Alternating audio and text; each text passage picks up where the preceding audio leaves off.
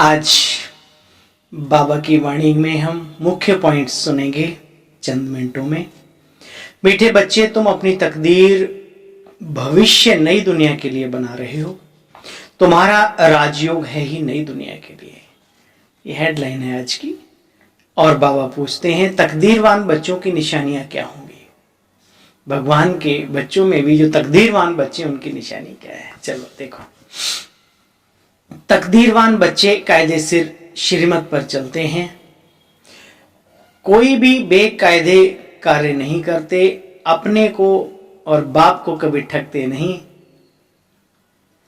उन्हें पढ़ाई का शौक रहता है, समझाने का भी शौक रहता है, कभी किसी को दुख नहीं देते, पास विद ऑनर बनकर स्कॉलरशिप लेते हैं, कभी कोई उल्टा कर्म नहीं करते, है ना।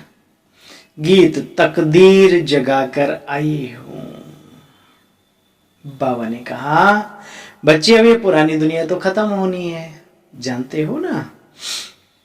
चाहे लौकिक बाप की व अपनी मिल्कियत जो भी होगी, आखिर तो एक दिन भस्म हो जाएगी। कहावत भी है ना, आप मुए मर गई दुनिया, खाली हाथ जाएंगे। तो बच्चे कमाई चाहिए नई दुनिया के लिए, पुण्य कर्मों की।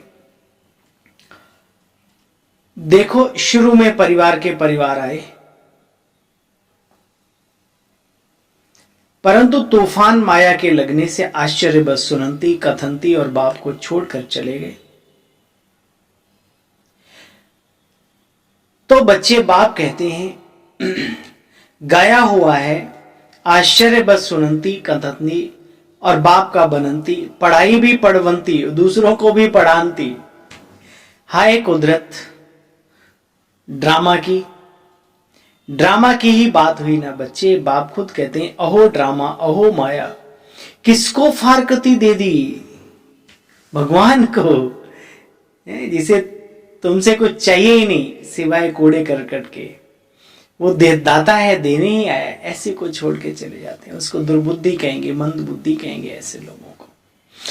कुछ लोग छोड़कर नहीं जाते, लेकिन अब आगे की मैं क्या बात करूं। दादी हमारी मनोहर इंदिरा जी कहते थे, ना मरे न मंझा छोड़े। कुछ लोग तो मर ही जाते हैं, वो तो थे, लेकिन कुछ लोग मरते भी नहीं है, बाबा के भी बने रहते और जज्बे वाला पुरुषार्थ भी नहीं करते। बाबा को गहराई से बारीकी से समझने की कभी कोशिश भी नहीं करते, तो वो ज्यादा दुर्भाग्यशाली, ऐसा मैं मानता हूं। बाबा कहते हैं, बाप नई दुनिया के लिए कमाई कराने के लिए आए हैं। अच्छा बच्चे, बाप किसी को खड्डे में थोड़ी डालेंगे। बाबा ऐसी कोई राय देंगे क्या जिसमें हमारा आपका नुकसान हो? बताओ, कभी नहीं। उसको हमसे क्या चाहिए? सब कुछ तो है उसका, सारा जहां उसी का, सब कुछ। बाबा कहते, ऐसे कोई लौकिक गुरु आदि नहीं कहते कभी अपने शिष्यों को कि मैं तुमको साथ ले जाऊंगा। बाप कहते, बच्चे, भगवान वाच, मच्छरों सदृश सबको साथ लेने आया हूं। आप मुए मर गई दुनिया। चलो, वो विनाश कब आ रहा है? बाबा ने कहा 1 सेकंड पहले भी नहीं बताऊंगा, लेकिन अपना कुछ पता नहीं। एक बहुत ही अच्छी बात हमारे एक भाई जी ने कही, सत्येंद्र भाई, ये जो कुर्ता पहना है ना, इसका टाइम है, 1-2 साल में फटेगा, पुराना होगा, लेकिन इंसान का कोई टाइम नहीं। फिर भी वंडर है। बाबा ने समझाया, लक्ष्मी नारायण का जो चित्र बनाते उसमें लिखना चाहिए, पास्ट जन्म में या तमो प्रधान दुनिया में थे, फिर पुरुषार्थ करके ऐसे बने। कहावत है, नर करनी ऐसी करे नारायण बन जाए, नारी ऐसी करनी करे श्री लक्ष्मी बन जाए। तुम बच्चियां पढ़ती भी हो, औरों को भी तो बच्चे समझाना है ना। बाबा कहते हैं, शिव बाबा को ज्ञान का सागर, नॉलेजफुल आदि कहा जाता है। सृष्टि के आदि मध्य अंत की नॉलेज देते हैं, नॉलेज ऑफ गॉड। सुन रहे हैं? बाबा कहते वह टीचर भी है, निराकार आकर साकार द्वारा ज्ञान सुनाते हैं। आत्मा ही बोलती है ना।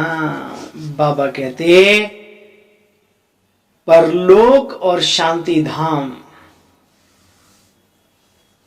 ये सब बातें समझने के लिए बड़ी युक्ति चाहिए, समझाने की भी बड़ी बुद्धि चाहिए। पहले खुद समझने के लिए बुद्धि चाहिए, फिर दूसरों को समझाने के लिए भी युक्ति चाहिए। पर लोग शब्द तो दुनिया में ही फेमस है। बाबा कहते हैं बच्चे मैं तो बिंदी हूँ, शिव बाबा बिंदी है, परंतु बिंदी की पूजा कैसे करें इसलिए उन्होंने बड़ा लिंग बना दिया है। फूल आदि कैसे चढ़ाएं इसलिए बड़ा रूप बना दिया है। बच्चे इतना बड़ा रूप कोई तो होता नहीं है। गाया जाता है भ्रकुटी में चमकता अजब सितारा। बच्चे अगर बड़ी चीज हो तो साइंस वाले झट उनको पकड़ लें। आत्मा भी सूक्ष्म तो उसका पिता परमात्मा भी अति सूक्ष्म। बाबा ने कहा अगर थोड़ी बहुत 10-20-50 ग्राम की चीज हो तो उसको तुरंत साइंस वाले पकड़ लेंगे, भाई ये चीज है। तो बाबा भी सूक्ष्म और बच्चे भी, आत्माएं भी सूक्ष्म। बाबा का फरमान बच्चे पवित्र जरूर बनना, परंतु कोई पवित्र नहीं रह सकते। कभी कभी पतित भी यहाँ छिप कर आ जाते हैं, फिर बच्चे अपना ही नुकसान करते हैं, अपने को बहुत ठगते हैं। बाप को यहाँ ठगने की तो बच्चे कोई बात ही नहीं। बाबा को कैसे ठग सके? इंसान अपना ही नुकसान करता है झूठ बोल के। शिव बाबा की श्रीमत है, कायदे से नहीं चलते हो तो फिर क्या हाल होगा। सजाएं खानी भी पड़ेंगी और पद भी भ्रष्ट हो जाएगा।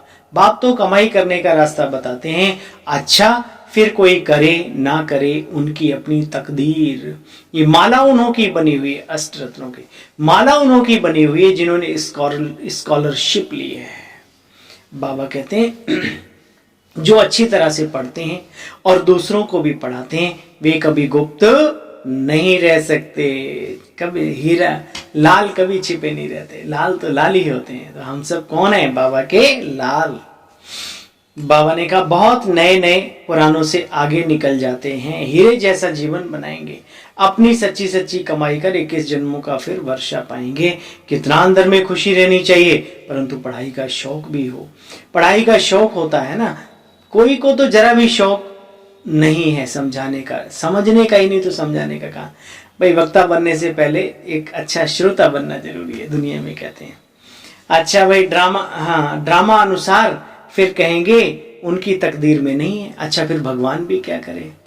हाँ तकदीर भी बिना तदबीर के बनती नहीं। उन्होंने ऐसे कर्म नहीं किए जो वर्तमान संगम पर बहुत आगे बढ़ करके कर्म करे फिर सत्य में ऊंच पद पाए।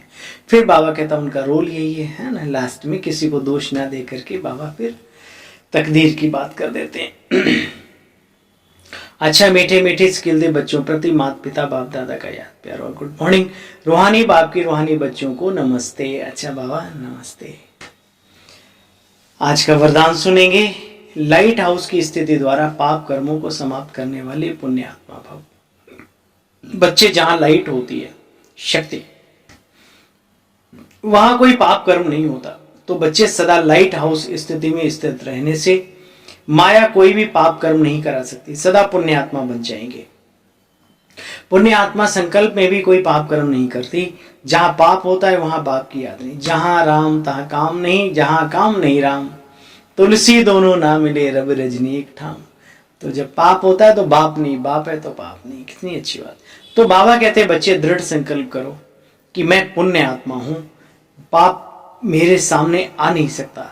स्वप्न में व संकल्प में भी पाप को कभी अंदर आने मत दो।